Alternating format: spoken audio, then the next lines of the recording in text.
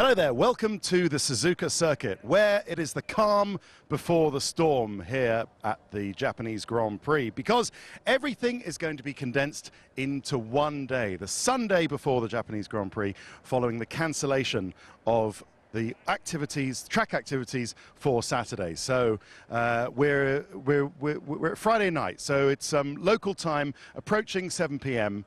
and the sun is going down here, and we are expecting the arrival of Super Typhoon Hagibis. So apparently Hagibis means speed or velocity in Tagalog. That's the Filipino language. And it's a very powerful storm, a super typhoon as the name expects. And that means that we're expecting a lot of rain, very high wind, and everything has to be made safe.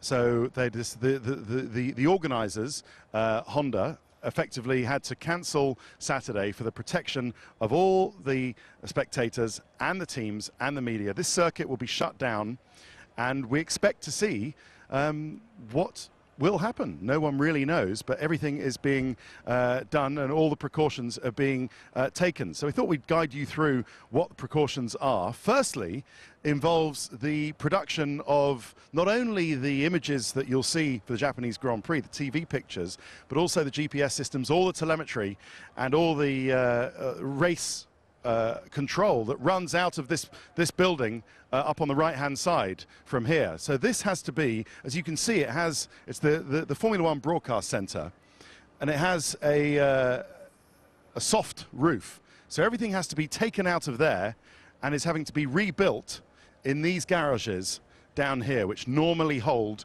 the FIA safety cars and other equipment. So that is being rebuilt down here. So that is a big job. It normally takes 2 or 3 days to rig everything up. A crew arrives at each circuit ahead of time to secure the ground and put the cabling in.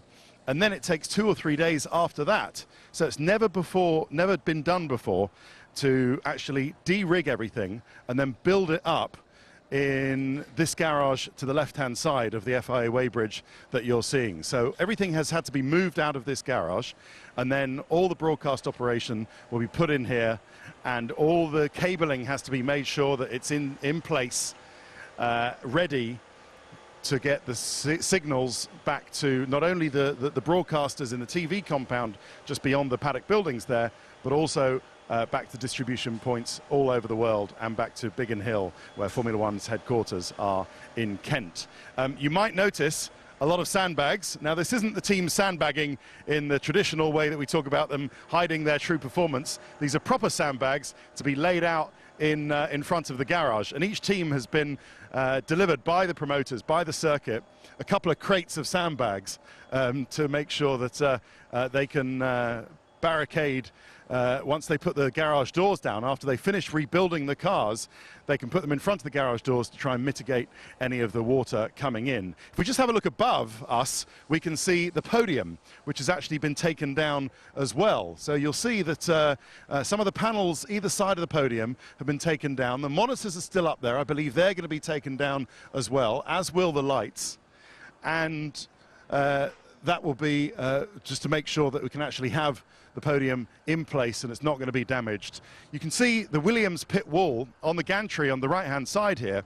All of these pit wall gantries are also going to be here you go, JD, I'll just let you out here so you can come and see it. There you go.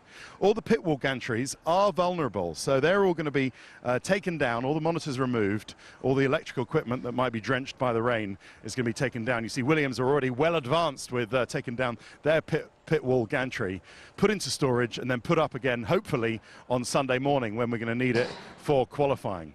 A lot of the microphones, all the cameras have been taken down. A lot of the microphones have been bagged up here with quite thick plastic wrapping just to make sure they don't get waterlogged. The panels that normally go on the side of the grid here have also been taken down. The start panels that you see at the start of the race and all the panels around the circuit normally hang out on there have been taken down. If you come up here, JD, you can actually look down to see the start lights down at the front of the grid. And if you can't see them, well, there's a good reason for that, because they've been taken down. You can't see them because they're not there. So even the start lights have been taken down as well. So they really have gone to a large effort. They are still going to a large effort, and they're going to be working, not only the people in Formula One, but also the teams. They're going to be working. There you go, you can see the Sauber, the Alfa Romeo Sauber pit wall. It actually so collapses and then folds up, and those monitors can just stay there, and they can actually just put the sides on these crates. This folds down, and then it's secure in there, and it only takes about an hour, interestingly, these pit wall gantries, to be put back up again in time for qualifying on Sunday morning, Japanese time, Saturday evening, UK time. So much work has to be done, because not only does all this have to be done, but the mechanics who normally be doing it would normally be having to rebuild the cars from Friday practice ready for the qualifying spec. And that's having to be done as well in all of these garages at the same time as everything is had to be made safe for the incoming rain and wind. We've just been speaking to some of the drivers. It's quite interesting what the drivers are going to be doing on effectively their day off. Now, we have days off, of course, in Formula One. We have the Friday of Monaco. Nothing normally happens on the Friday of Monaco. Obviously, practice is on a Thursday. Friday is a day off in Monaco, and then they qualify on Saturday and race on Sunday. But in Monaco, it's not raining, and there isn't a super typhoon coming in, so everyone can get around. They all come to the circuit. But here, of course, the circuit is going to be closed. McLaren have got a double pallet of sandbags, so they're really taking good precautions in securing their garage.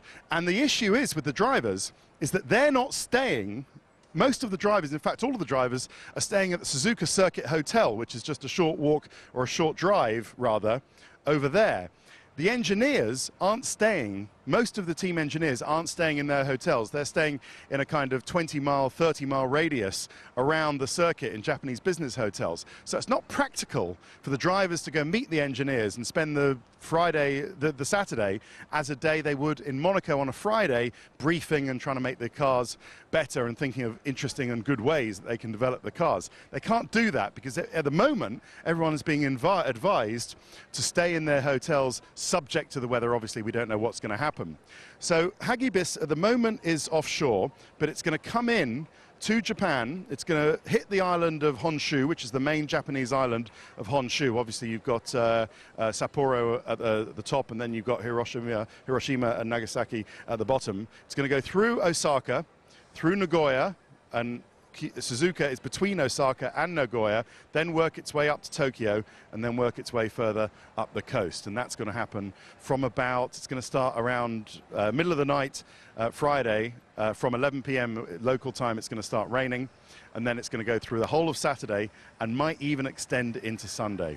So the Pirelli Hot Laps cars, all the McLarens and the Aston Martins, have been moved into here, and because the FIA have had to move their garages to make way for the Formula One broadcast centre, this is normally a paddock walkway, this has now become the garages where the safety cars and the medical cars are kept, and they will be nice and snug in here on their wheels. Now, something interesting all the teams are going to have to do, you saw how close they get to, in fact, let's go back out. You see how close they get to the front of the garages.